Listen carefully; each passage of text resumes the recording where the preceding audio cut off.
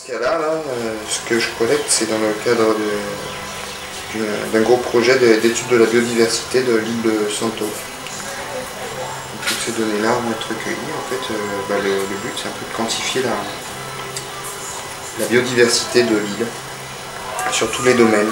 Là, moi, je m'attache au milieu souterrain, mais ça concernera aussi bien les milieux, la faune des forêts, des récifs coralliens, des rivières, etc. Donc ça va faire intervenir tout un tas de scientifiques, de toutes les disciplines de la biologie principalement, mais aussi d'autres domaines.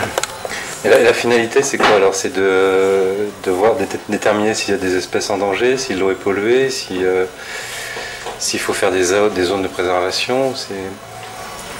D'abord, c'est quand même pouvoir avoir une idée de la biodiversité de l'île. Ouais. Effectivement, après, c'est ce qui permet de...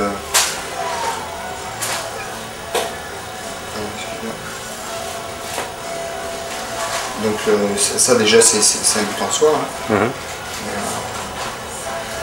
Ça permet après de pouvoir mesurer, ça permettra par la suite de mesurer l'impact de l'activité humaine, effectivement, par exemple, de voir un petit peu comment évolue cette biodiversité, en parallèle avec tous les problèmes de pollution actuelle. Et pour ça, il faut connaître de quoi est composée la faune de l'île. Si on n'a pas ces données de base, après on ne pourra rien mesurer. D'accord. De façon fiable. Et si l'eau était polluée, alors qu'est-ce qu'on verrait? Des bactéries Non, ce qu'on va voir, ça va être en termes de... Mais là, bon, il faut bien connaître, ce qui n'est pas le cas ici, où on n'a pas encore une connaissance fine du peuplement des eaux souterraines. Mais si les eaux étaient polluées, ce sera plus en termes de nombre d'espèces. On aura moins d'espèces présentes, par exemple. Ou pas les mêmes espèces.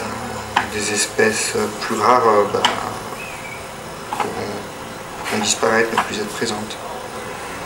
Mais ça, c'est une autre étape. C'est quand on connaît déjà bien le... Donc là, vous faites l'état des lieux. Après, voilà, là, c'est un travail de base. Vous préconisez des programmes de prévention. Ouais, on n'en est pas là. C'est vraiment un travail de base. On regarde ce qu'il y a. Et ça va durer combien de temps En fait, ça va s'étager. Il y aura plusieurs... on va voir plusieurs équipes. Un module qui va travailler sur un module marin, un module karst. Le module karst, c'est le module... tout ce qui concerne le milieu souterrain, etc. Et ça va s'étager, on va dire, de juin à peu près novembre. Juin-novembre. Vous allez faire tout le pays ou seulement Santo? Non, c'est uniquement sur Santo. Il faut que ça reste à une échelle... Donc ça, pour faire plaisir à tout le monde, c'est financé par la France, c'est ça?